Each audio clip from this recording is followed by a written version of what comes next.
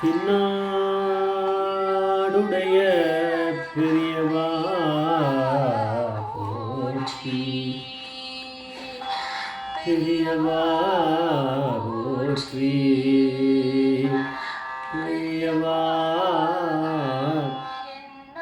தவர்க்கும் இறைவா போற்றி, இறைவா போற்றி, இறைவா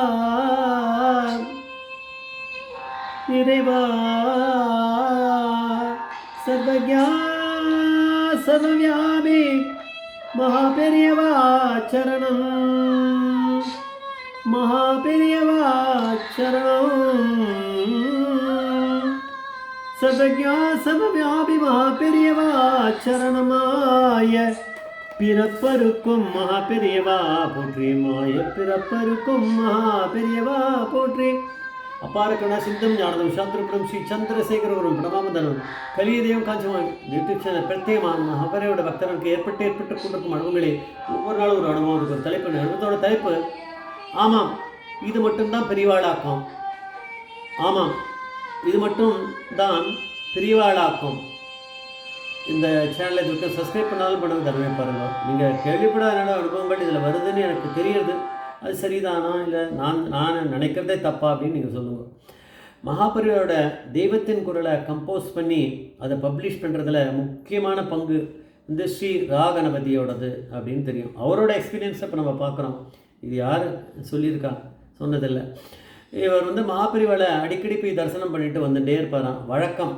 நம்மளே இப்படி இவ்வளோ கஷ்டப்படுறோம் அதிகாலை பார்க்க முடியாமன்னா அவர் எப்படி இருப்பார் அவர் நம்ம நினைக்கவே வேணாம். அப்பேற்பட்ட பக்தி இருக்குமே அவருக்கு. அடிக்கடி போவாராம். ஆனால் திடீர்னு தரிசனம் பண்ண போகிறதுல சில சொந்த பிரச்சனைகள் வந்திருக்கு. இவருக்கு பிஸி ஆகிட்டார். அதனால் தரிசனம் பண்ண போகவே இல்லை, போக முடியலை. கொஞ்சம் கேப் விட்டு எடுத்து, அது எவ்வளோன்னு தெரியல, எவ்வளோன்னு சொல்ல ஒரு வாரமாக இருக்கலாம். அதுவே அவருக்கு பெரிய விஷயமா இருந்திருக்கும். அப்போ திடீர்னு ஒரு நாள் இவருக்கு ஒரு தீர்மானம் பண்ணிட்டார். இன்றைக்கி போயே தேரணும், பெரியவாளை தரிசனம் பண்ணியே ஆகணும். நான் நினைக்கிறோம் பெரியவாளுடைய அனுகிரகம் இருந்தால் தான் நடக்கும். அவருக்கு அனுகிரகம் இருந்தது, அது சந்தேகம் இல்லை. கிளம்பிட்டார் ராகணபதி. கிளம்பி போயாச்சு. பெரியவா ஒரு ரூமில் இருந்திருக்கா. பெரியவா தரிசனத்தை முடிச்சுட்டா. எல்லாருக்கும் பப்ளிக் தர்ஷன்லாம் முடிஞ்சு ஒரு ரூமில் போய் இருக்கார். இவர் வெளியிலே நின்றுருக்கார். ஏன்னா பெரியவா உள்ளே போயிட்டா. அங்கே யாருமே இல்லை. பெரியவா உள்ளே இருக்காருன்னு இவருக்கு தெரியாது. ஆனால் தரிசனம் முடிஞ்சிருத்துன்றதை இவர் புரிஞ்சுட்டுருக்காரு. யாரும் காணமே அங்கேட்டு அங்கேயே நின்றுட்டுருக்கார். வெளியிலே நின்றுட்டுருக்கார், ரூமுக்கு வெளியில்.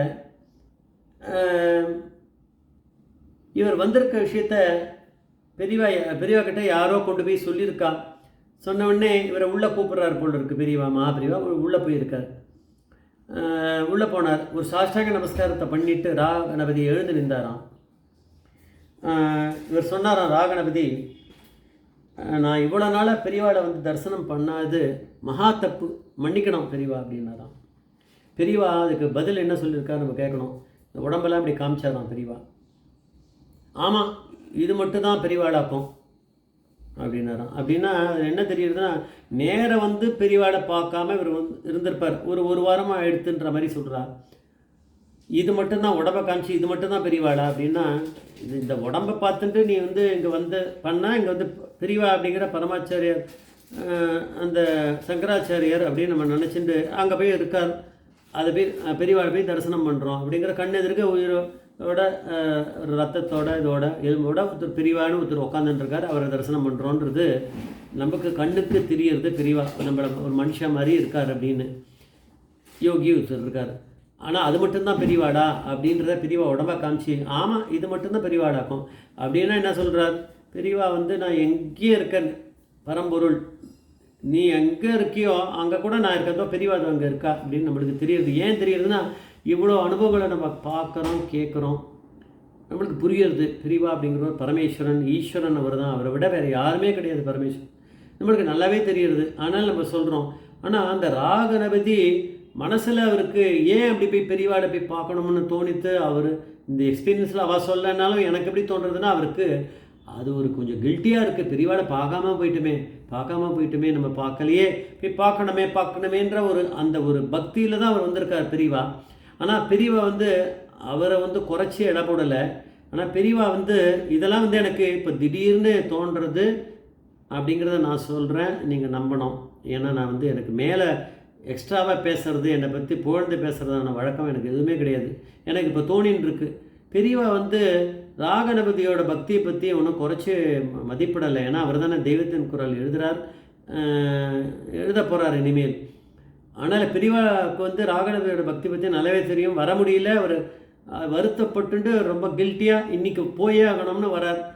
பெரியவா நினச்சதுனால தான் அவர் அங்கே வந்திருக்கார். அது தெரியும் பெரியவாளுக்கு, பரமேஸ்வரனுக்கு நல்லாவே தெரியும். இவருக்கும் தெரியும் அவர் பரமேஸ்வரன்னு.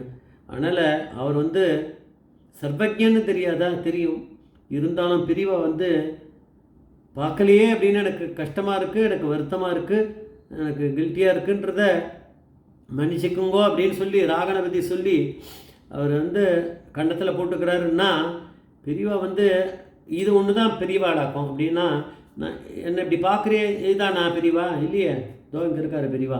பெரியவாங்கிற சர்வஜன் எல்லா இடத்துலையும் இருக்கா, நான் எல்லா இடத்துலையும் நான் தான் இருக்கேன் அப்படிங்கிறத ஒரு மெசேஜ் மாதிரி பெரியவா நம்மளுக்கு கொடுக்குறார். அவர் வந்து ஒன்றும் ராகணபதிக்கு கொடுக்க வேண்டிய அவசியம் இல்லை.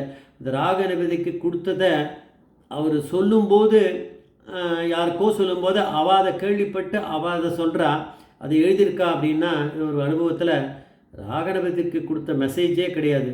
இது நம்மளை மாதிரி ஒன்றுமே நம்மளை மாதிரி நான் என்ன தான் சொல்லிக்கிறேன், பெரியவாளை பற்றி புரிஞ்சுக்காதவாள்லாம் எவ்வளோ பேர் இருக்காள் லோகத்தில். அவளுக்கு ஒரு ஸ்ட்ராங் மெசேஜை பெரியவா கொடுத்துருக்கா.